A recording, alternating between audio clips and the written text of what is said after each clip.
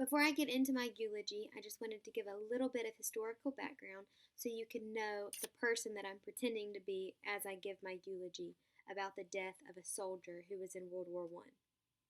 There was a physician named John McCrae, and he actually wrote this poem called In Flanders Field in honor of this man named Alexis, who was a soldier alongside that died in battle. Okay, I'm going to start my eulogy now. I came here today with a 15-line poem, a heavy heart, and a fake smile.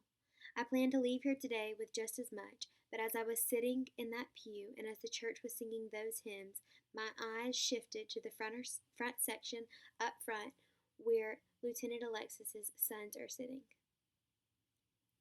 Little boys like stories, so I decided to share some of their daddy's story and selfishly some of mine so that each and every one of you can know how to die a good man keeping the faith.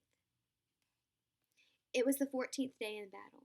The breaking point for me came 3 days ago. My hands were buried in mud. I couldn't see anything in front of me. I could feel the debris shredding my bare back. I had completely given up. Nothing could be heard above the gunshots. There was a split second where Lieutenant Alexis Helmner's head peeked up about 10 feet in front of mine.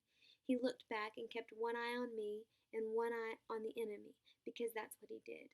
He looked out for people. He turned his neck just barely so that I was able to mouth a fair warning. We are dead.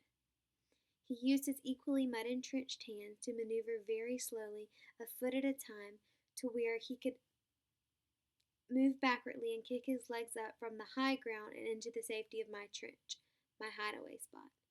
He came at me as if I had just committed a cardinal sin as he yelled, "McCrae, we are alive. You, me, every one of us out here still fighting. We are breathing air, and we can taste the salt from our tears and the blood from our temples. If this isn't living, then I can't be certain what is." I buried my face in the ground and I surrendered. I was through. Alexis yelled, "Do you hear that?"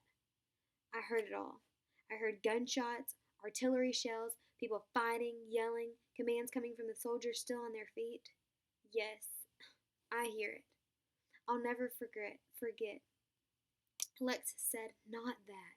The bird in the air. Do you hear the lark? She's singing while we're down here fighting.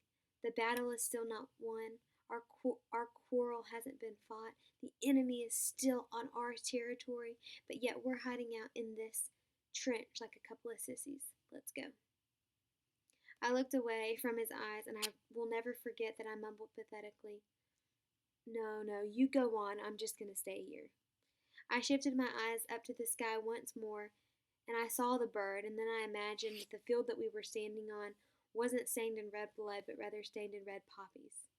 I imagined my daughter, with black hair and olive skin, waltzing through the field, but I completely lost the image, and I woke up to an image that I would myself die to forget. Lieutenant Alexis Helmner's body fell like a plank from the high ground to my safe getaway trench. A bullet had pierced him just shy of his heart, and he faintly whispered to me a three-worded command: "Take my torch." I have been on this earth for 52 years, 8 months, and 11 days. Alexis died with a lot less years, but a lot more life. I wrote the poem I am about to read entitled In Flanders Fields, in honor of a man who woke me up from my slumber through life, took me out of my hiding place, opened my ears to the song of the lark, and who showed me how to leave behind a torch worth preserving. His torch is a torch that my failing hands are not worthy to hold, but for him I will hold it high.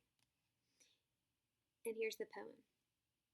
In Flanders fields the poppies grow, between the crosses row on row, that mark our place, and in the sky the larks still bravely singing fly.